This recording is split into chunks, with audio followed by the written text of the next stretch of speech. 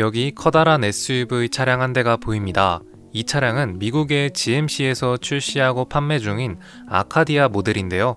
지난 영상으로 다룬 적이 있습니다. 현재 아카디아는 국내 출시 가능성이 매우 높다고 합니다. 국내 상표권 출원도 완료가 되었다고 하는데요.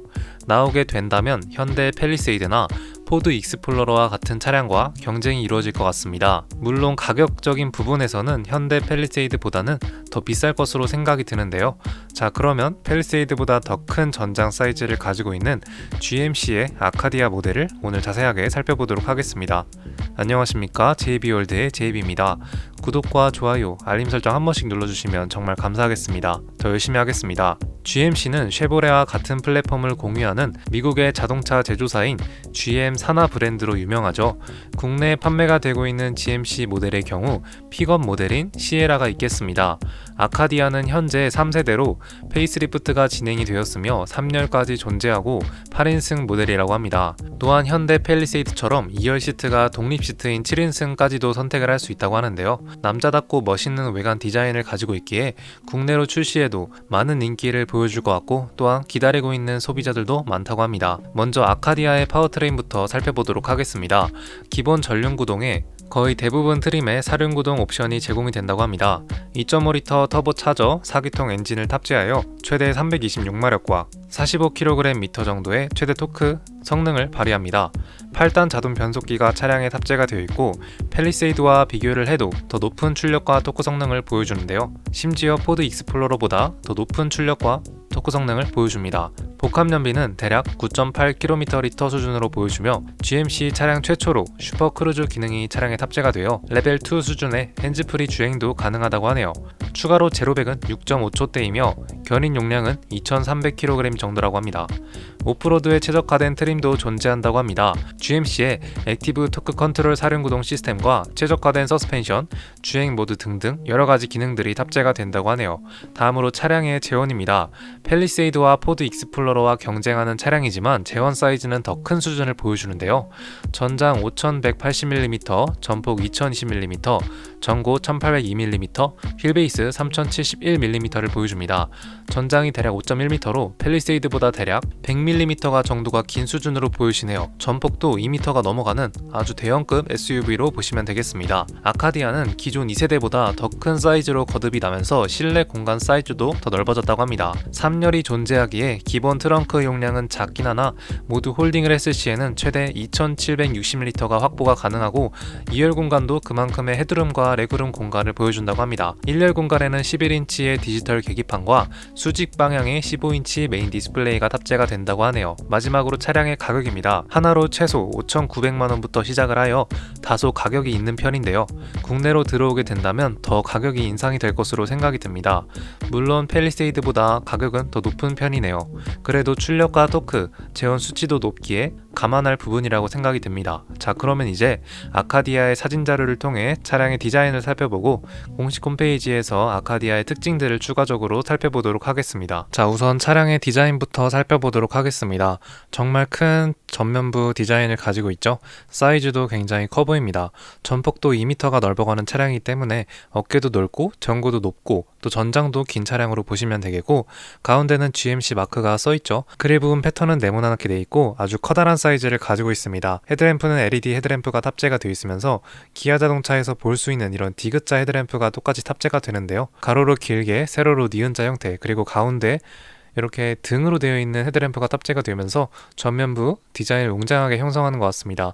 하단 부분은 이런 식으로 되어 있고 또 깔끔한 아주 하단 부분으로 처리가 되어 있네요. 안개등 부분도 보여집니다. 휠 사이즈는 18인치에서 최대 20인치까지 제공이 된다고 하는데요. 아주 큰 사이즈로 되어 있고 또 멋있는 디자인으로 되어 있습니다. 루프렉도 탑재가 되어 있는 대형급 SUV 차량으로 보시면 되겠네요. 측면부 모습입니다. 측면부는 뭐 그렇다 할 디자인은 없는데요. 캐릭터 라인도 굉장히 무난하게 되어 있으면서 아카디아라고 써져 있는 것 같죠. 후면부는 완전히 박스 형태로 되어 있습니다. 자, 후면부 디자인입니다. 네모난 형태에다가 전면부랑 비슷하게 디귿자 형태의 리어램프로 구성이 되어 있으면서 검은색 패턴으로 세로로 길게 되어 있으면서 가운데에 GMC 마크가 그려져 있네요. 스포일러도 그렇고 하단 부분 배기 머플러까지 깔끔한 아주 평평한 디자인으로 되어 있습니다. 트림마다 조금 디자인이 다른 것 같은데요. 이 화이트 색상은 그릴 패턴도 조금 다르고 또 앞에 겨닝거리까지 위치해 있습니다. 아마 AT4라는 오프로드에 특화가 된 차량의 이 디자인 모습 같은데요. 디테일적인 부분이 살짝 변경이 되고 타이어 휠, 타이어도 오프로드용 타이어가 탑재가 되어 있습니다. 차량 휠과 차량 차체 사이도 굉장히 넓어 보이죠.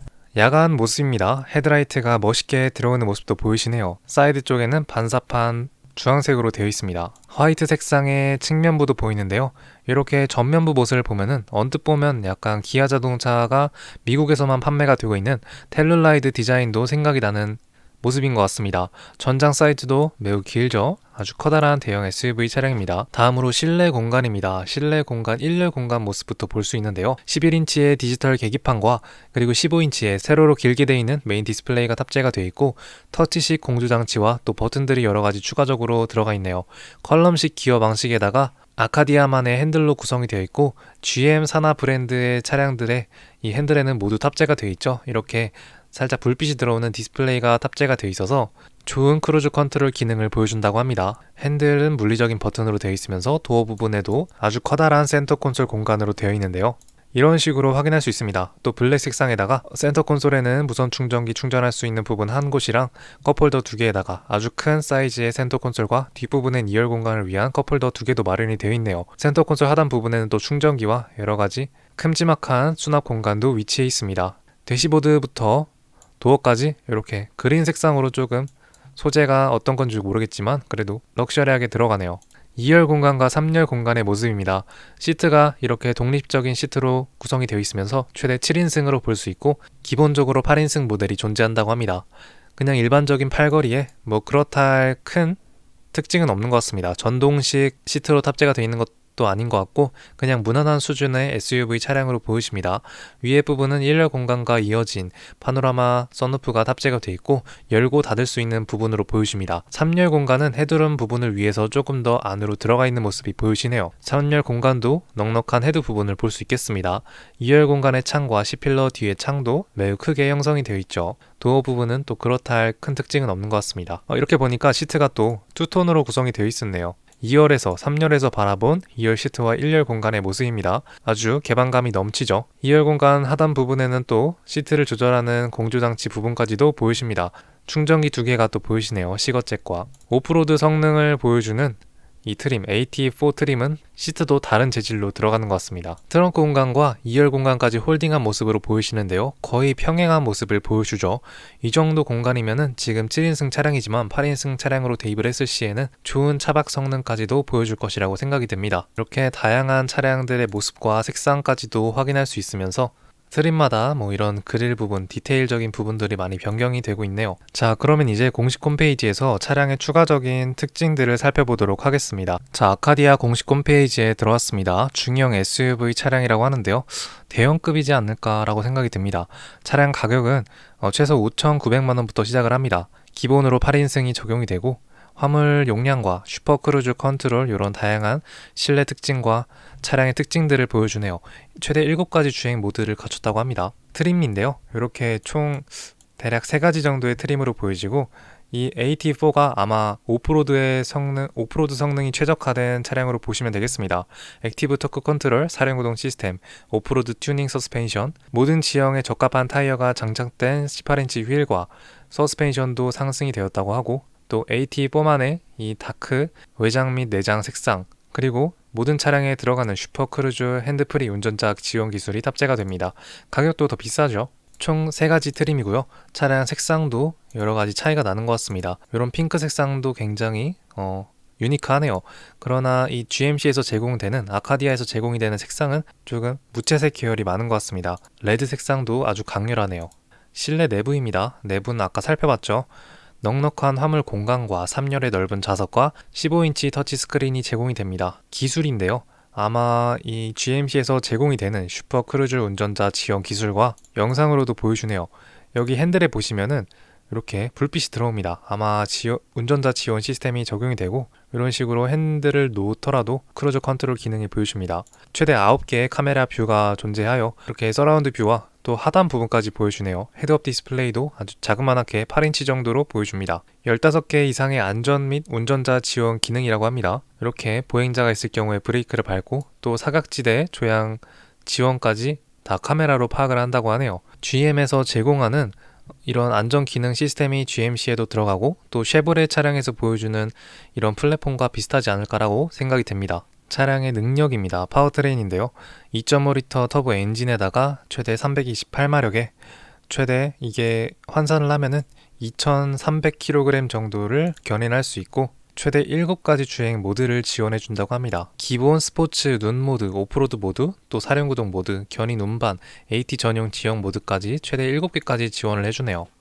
차량 디자인을 끝으로 이렇게 마무리가 됩니다. 자, 이렇게 오늘도 마찬가지로 GMC의 아카디아 차량에 대해서 살펴봤는데요. 국내 출시에 대한 가능성이 매우 높다고 합니다. 국내 상표권 출원도 완료가 되었고 국내로 들어오는 것은 거의 시간 문제라고 생각이 듭니다. 아마 하반기쯤에 보여주지 않을까라고 생각이 드네요.